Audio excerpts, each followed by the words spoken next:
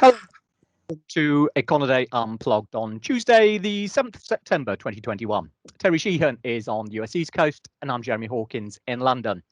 So it's a holiday shortened week, well, stateside and in Canada at least. But since our last podcast a couple of weeks ago, we've had the Jackson Hole Symposium and August employment report on Terry's side of the pond. And in Europe, a mixed bag of data that's left investors less than sure what to expect from this Thursday's ECB meeting. Similarly, surprisingly, weak economic numbers have seriously dented speculation about fresh tapering by the Bank of Canada tomorrow. And earlier today, the RBA announced that the increasing damage from the current COVID wave in Australia means that it will now be extending its quantitative easing program through at least next February. Supply chain issues are still a major global headache to the extent that falling input buying in many countries is not so much a function of soft demand as it is of simply a lack of raw materials to buy. And while the latest COVID numbers generally seem to be heading in the right direction, they remain uncomfortably high. So all in all, it's still a very tricky balancing act for policymakers to get right. And getting it wrong could easily create a real inflation problem or alternatively stall the economic recovery. So talking of policymakers, Terry, what came out of the hole in Jackson? And was August's employment report as disappointing as first appearances suggest?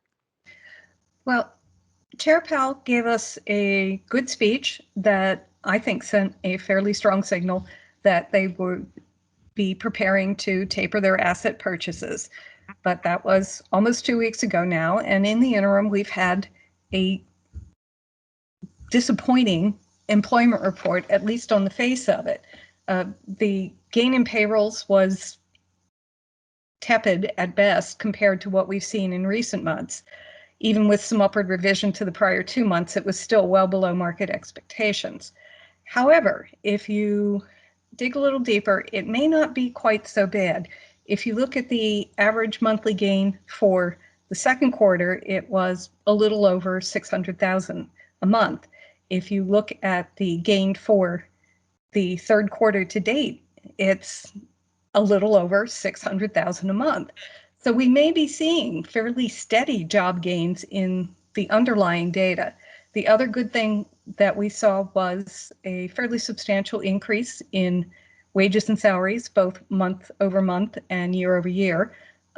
This is good news for things like consumer spending going forward. The other thing is that we had another decline in the unemployment rate.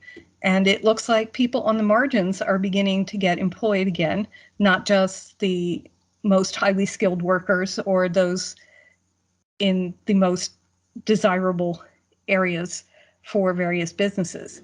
So overall, I think, although, yes, it was disappointing at the headline, this was not a bad report. And I think Fed policymakers are going to take that into account. Let me ask you about the skill shortages side, because something we're seeing more and more, particularly in the UK, but also continental Europe, the surveys anyway, suggesting that there's a growing shortage now of skilled workers. And that's even though clearly the recovery coming out of Europe is a long way behind what you've got going on your side. So I mean, is it the same sort of issue on your side as well, where there is, firms are simply struggling to get hold of the staff they need? Yes, very definitely the case. Things like the NFIB jobs report says that small businesses are just gasping for people with the right skill sets. Some of this is there's now a mismatch between some of the jobs available and those workers who were employed pre-pandemic. Some of it is it's just demand is high in certain areas, and those people have been gobbled up on the job market, particularly in manufacturing.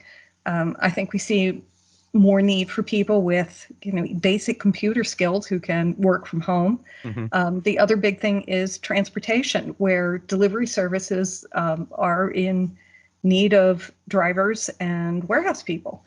And these just have, the supply of those workers has been depleted. It's interesting, exactly the same as we're seeing in Europe at the moment. I mean, there really is a fundamental shortage of particularly these heavy-duty goods vehicles drivers, Mm-hmm. To Yes. the extent that we've seen some massive, one-off bonuses being paid to people just to try to get them into the driving capacity. And I guess that's going to be the same your side. Yes, and also businesses are having to pay out bonuses and such just to retain the workers they have. And is this true across the states, or are there particular regional pockets of out and out strength, and other areas which simply aren't doing as well? I think there, as the Fed Chair Powell said, it's uneven. I think there are states that are doing better than others, and those who tend to be more heavily invested in the manufacturing sector probably are doing better. The travel and leisure was doing better until the surge in COVID infections due to the Delta variant. Mm-hmm. But even those aren't, we're seeing some return in caution in terms of social distancing and such, but we are not seeing the level of businesses have adapted and they are determined to remain open if they can. That's got to be good news. So to ask you about the regional economy, I know there's not a lot of numbers out your side this week, but we do get the Fed Beige Book, and I wonder what you think that might have to say about the state of affairs. Well, I really like the Beige Book because although it's anecdotal evidence, not hard evidence, it really presents a good picture of what's going on around the country. And so far, it is showing a cautious optimism. And I think we're going to continue to see that. I think the regions that have been most affected by the Delta variant in the South and Southeast are going to see slower activity, and just isn't much way around that. But I think overall we're going to see a U.S. economy that is at least nominally growing across the board. All right, put you on the spot then before we move to my side of the water. When's the Fed going to start this tapering lark? I think where we might have expected to see it at the September meeting, I think they're going to delay a little bit. I think we have to wait until after we see the September employment report on October the 8th. And if they get a good report then, I think they may actually do an intermeeting decision and start the taper in November. Quick, so I was going to end it there. Just to ask you, why do you think they're to make an intermeeting? Get my right teeth in today. Get an intermeeting statement about tapering rather than waiting until the next full meeting? Well, I think it takes some of the importance out of it if they wait until the intermeeting period. I think they don't like to tie too much of the monetary policy to the actual meeting because it helps them to sort of reduce the dependence of the market on the meetings.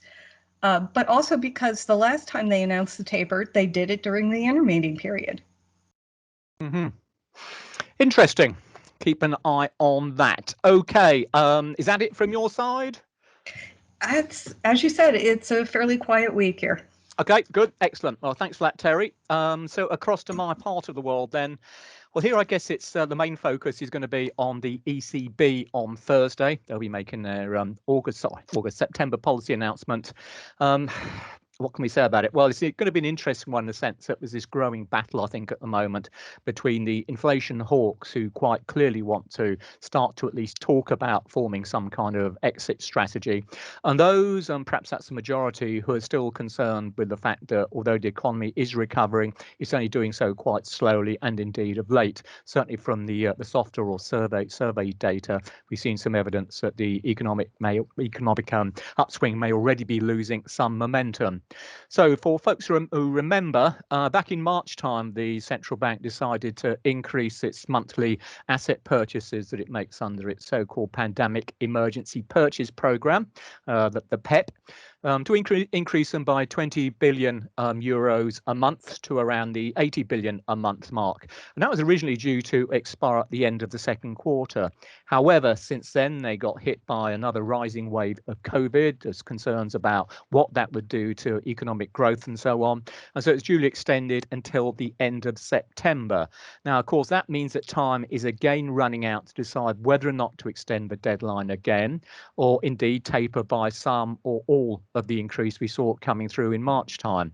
Now, I think financial markets at this stage are still expecting to see some kind of announcement at some point regarding a fourth quarter taper. And we may see something coming out to that effect on Thursday.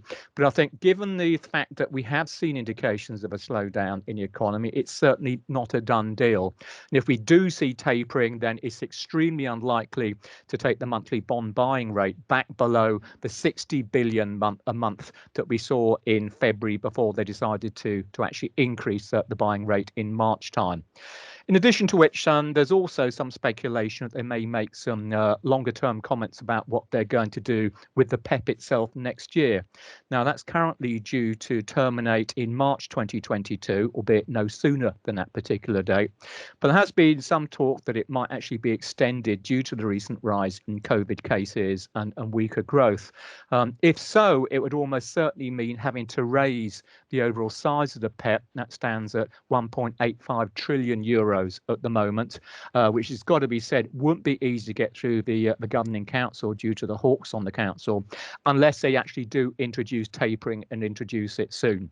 As things currently stand, there's still about 500 billion euros left within the PEP for future purchases, but it's going to be interesting to see just what the ECB is prepared to say on this front. Personally speaking, it wouldn't surprise me if they say remarkably little, because I think, as Terry was talking about, the need for some Fed members perhaps to look at additional economic data before deciding what to do about tapering. I think exactly the same really applies to the ECB as well.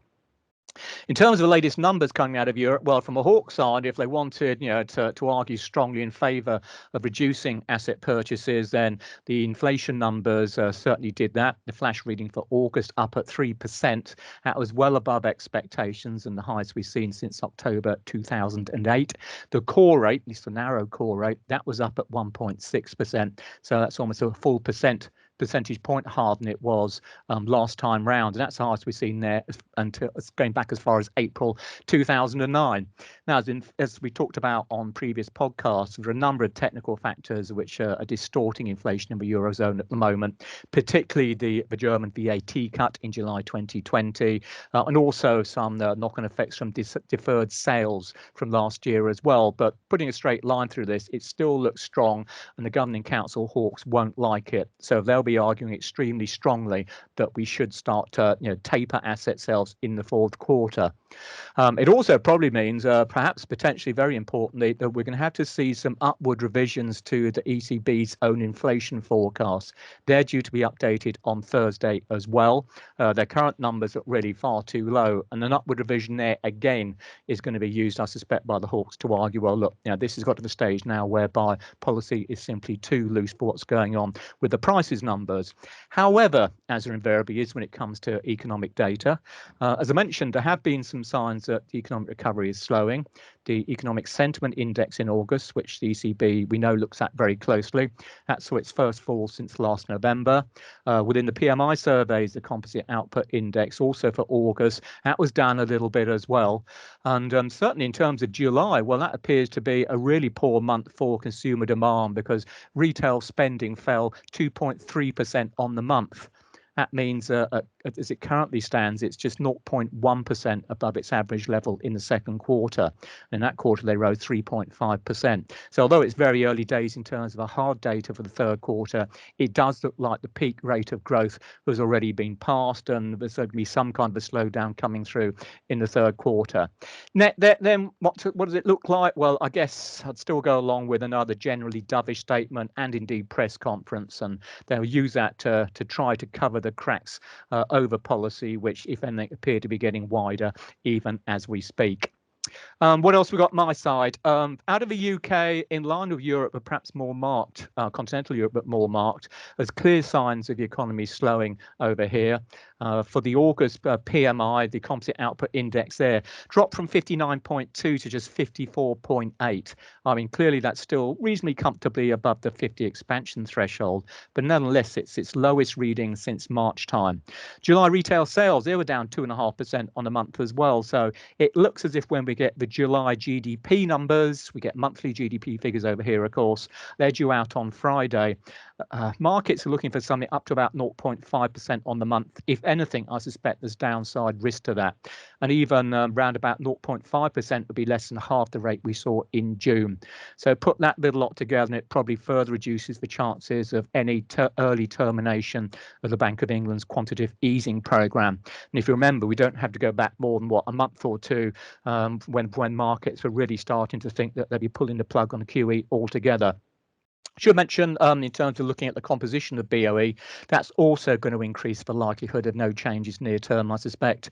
The Bank of England last week announced its new chief economist, that's Hugh Pill. He'll be joining from Harvard University, and he replaces what was ultimately the real hawk on the Monetary Policy Committee, Andy Haldane, as their chief economist.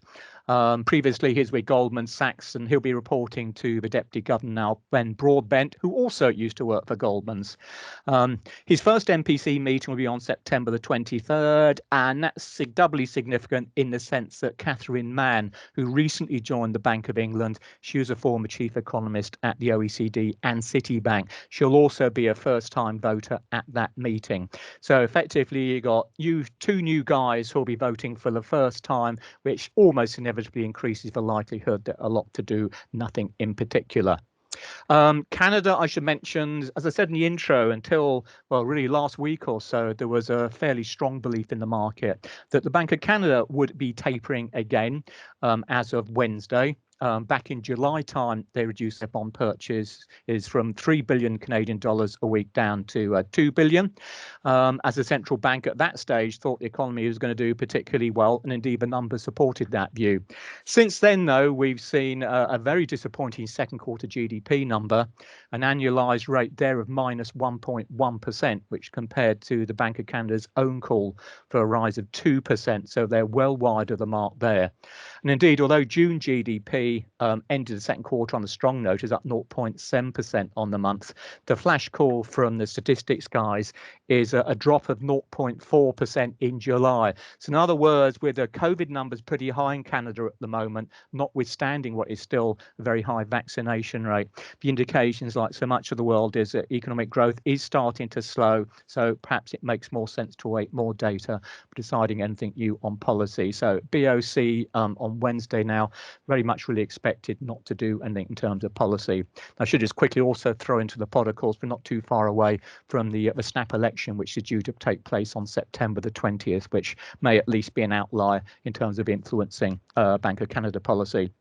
Also mentioned in the intro, the Reserve Bank of Australia, they earlier today announced it would be delaying its tapering of its $4 billion a week of asset purchases until at least Friday.